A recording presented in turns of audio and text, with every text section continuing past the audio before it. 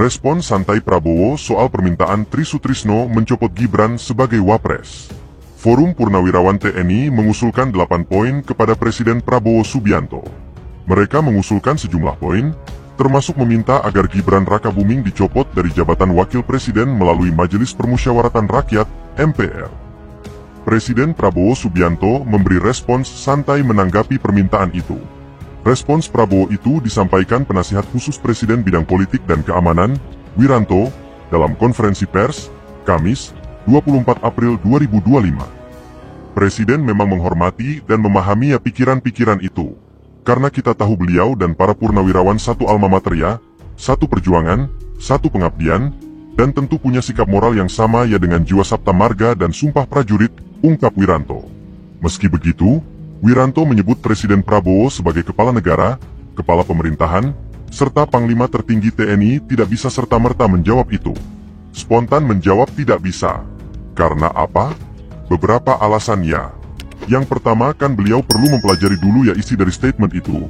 Isi dari usulan-usulan itu dipelajari satu persatu karena itu masalah-masalah yang tidak ringan, masalah yang sangat fundamental. Wiranto kemudian menyebut Indonesia menganut trias politika, yaitu pemisahan antara eksekutif, legislatif, dan yudikatif.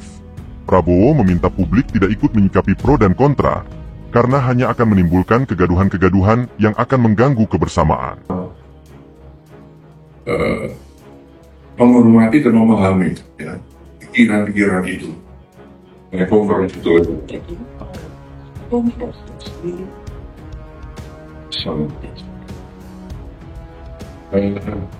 Teman-teman wartawan udah lama nggak ketemu saya. Terakhir 2 tahun yang lalu saya bicara di sini waktu Presiden Jokowi masih ya. Dan memang dengan posisi saya sebagai One Team Press dulu ya, sekarang sebagai penasihat khusus bidang politik dan keamanan. Sebenarnya secara etika moral ya, itu memang penasihat presiden itu dibatasi ngomongnya.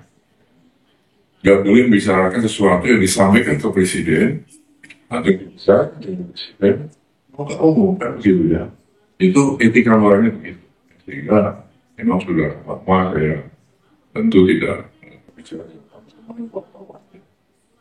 Tapi sore ini saya baru saja menghadap presiden. Banyak hal yang dibicarakan. Tapi ada satu hal yang memang saya diizinkan untuk menyampaikan kepada saudara sekalian sehubungan dengan surat usulan atau saran-saran forum purnawirawan yang isinya 8 poin di dalam itu. Nah, saya tentu akan menyampaikan apa yang tadi ya dalam pembicaraan dengan Presiden dan akan sampaikan kepada saudara. Memang saran itu disampaikan oleh forum para purnawirawan kita dapat nanti disampaikan secara terbuka, betul kan? Secara luas. Nah di sini tentunya Presiden memang menghormati dan memahami pikiran-pikiran itu. Karena kita tahu beliau dan para purnawirawan satu alma mater ya, satu perjuangan, satu pengabdian, dan tentu punya sikap moral yang sama ya dengan jiwa Sabta Marga ya dan Sumpah Prajurit itu. Oleh karena itu beliau memahami itu. Namun tentunya Presiden sebagai kepala Panglima tertinggi TNI tidak bisa serta-merta menjawab itu. Spontan menjawab tidak bisa karena apa? Beberapa alasan. Ya, yang pertama kan beliau perlu mempelajari dulu ya, isi dari statement itu, dari usulan-usulan itu. dipelajari satu persatu karena itu masalah-masalah yang tidak ringan ya, masalah yang sangat fundamental. Lalu beliau juga kita lihat bahwa presiden walaupun sebagai kepala negara, kepala pemerintahan, lingkungan tertinggi TNI, istilahnya mempunyai kekuasaan yang tidak terbatas. Ya. Artinya kekuasaan ini orang itu terbatas juga. Dalam negara yang kita menganggap dengan politika ada pemisahan antara eksekutif, legislatif dan yudikatif. Tidak bisa saling mencampuri diri. Kalau usulan ya bukan bidangnya presiden, bukan domain presiden, tentu ya presiden tidak akan menjawab atau merespon itu. Lalu yang ketiga, kebijakan presiden atau keputusan presiden atau arahan presiden tidak semata-mata ya, muncul dari satu sumber. Presiden mendengarkan, tapi tidak hanya satu sumber, kemudian presiden mengambil keputusan, mengambil kebijakan. Harus banyak sumber lain yang beliau dengarkan. Juga belum memberi keputusan bukan hanya fokus pada satu bidang, banyak bidang-bidang lain yang harus dipertimbangkan presiden sebelum mengambil keputusan. Nah dengan demikian maka kalau ada yang melakukan presiden tidak merespon, bukan seperti itu. Presiden dia telah menjelaskan seperti itu. Karena itu beliau sampaikan kepada masyarakat ya, agar tidak ikut berpolemik masalah ini, tidak ikut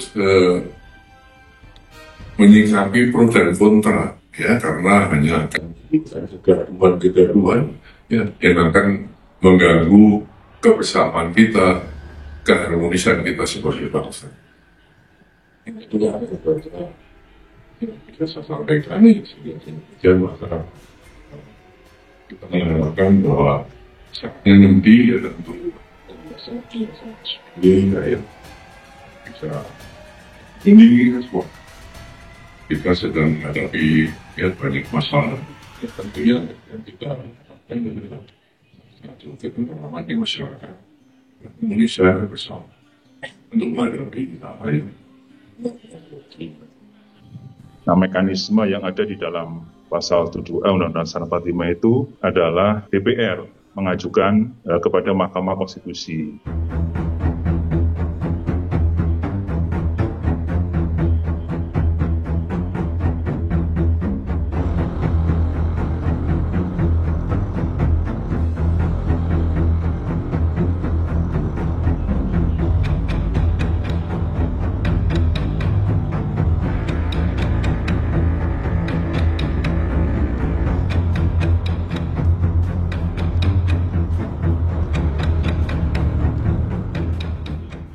Ya baik, terima kasih, Pak.